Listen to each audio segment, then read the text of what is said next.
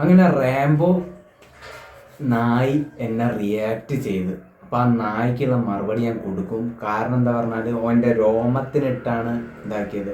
അപ്പം നമ്മൾ ഉണ്ടാക്കാനൊന്നല്ല റാംബോ, നീ പറയുന്നത് കേട്ടിട്ട് അങ്ങനെ മിണ്ടായിരിക്കാൻ ഓട്ടെ പറഞ്ഞ് നീ ഒരു ചെള്ളു ചെക്കനായിട്ടാണ് ഞാൻ വിട്ടത് എൻ്റെ മനസ്സിൽ. ഇനി വിടാൻ ഉദ്ദേശമില്ല നായെ, ഞാൻ നിനക്ക് ഉള്ളതാക്കാം. അപ്പം നമുക്ക് വീഡിയോയിലേക്ക് പോവാം. എടാ റാംബോ, കോംബോ, മരക്കഴുതേ, നീ എല്ലാ ഇതേത് കുണ്ണ, ഇത് അടുത്ത കുണ്ണ, ഇതേത് കുണ്ണ? മരക്കഴുതി എന്ന് പറയാ ഞാര് കുണ്ണേ? എടാ സംസ്കാരമില്ലാത്ത നായെ, നിന്നെ ഞാൻ തെറി പറയാത്ത, നിന്നെ ഞാൻ തെറി പറഞ്ഞോ? നിന്നെ ഞാൻ തെറി പറഞ്ഞോ? അപരാധി.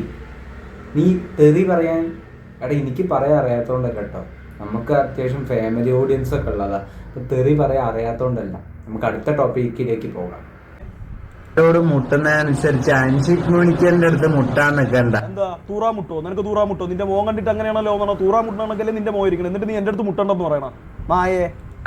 എടാ നിൻ്റെത് പറയുമ്പോൾ എനിക്ക് തൂറാമുട്ടുണ്ട്, അതാണ് നിന്റെ ടോപ്പിക്ക് പറയുമ്പോൾ എനിക്ക് തൂറാമുട്ടുണ്ട്, അത് സത്യം. എനിക്ക് തൂറാമുട്ടുണ്ട്, പക്ഷെ നിന്റെ ടോപ്പിക്ക് പറയുമ്പോൾ എനിക്ക് തൂറാമുട്ടുണ്ട്. പക്ഷേ നീ മുട്ടി നിൽക്കണ്ട, മുട്ടി നിന്നാൽ കേടാണ്.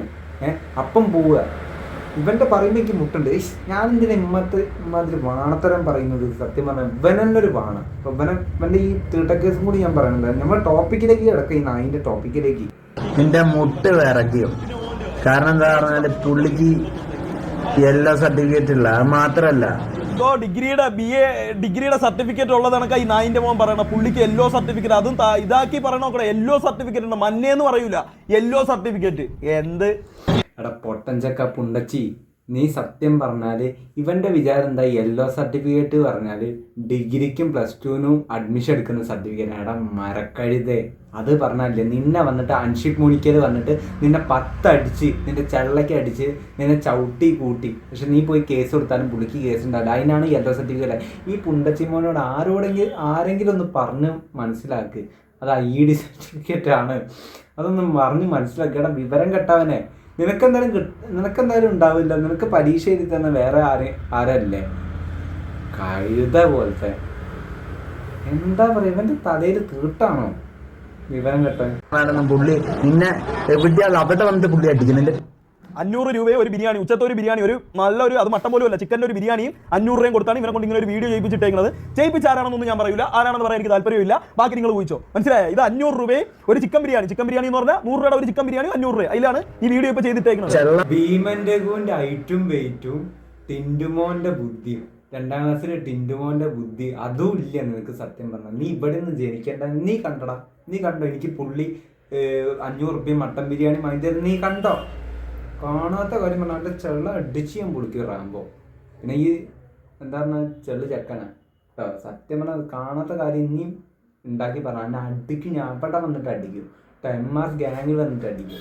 സത്യം, ഞാൻ അത്ര എനിക്ക് ഇല്ലാത്ത കാര്യം പറയുമ്പോൾ എനിക്ക് ദേഷ്യം പിടിക്കുന്നത്.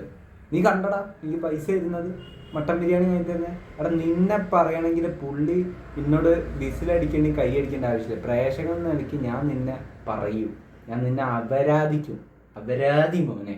രാജാവിന്റെ അടുത്ത് മുട്ടാൻ നിൽക്കല്ലേ? മലപ്പുറത്തെ ഓരോ കിങ്ങാൻ. ഇത് ഞാൻ പറഞ്ഞതിൽ എന്തെങ്കിലും തെറ്റുണ്ടാ? ഒരു ബിരിയാണിയും 500 രൂപ, അതിൽ തന്നെയാണ് ഇത് പറയുന്നത്.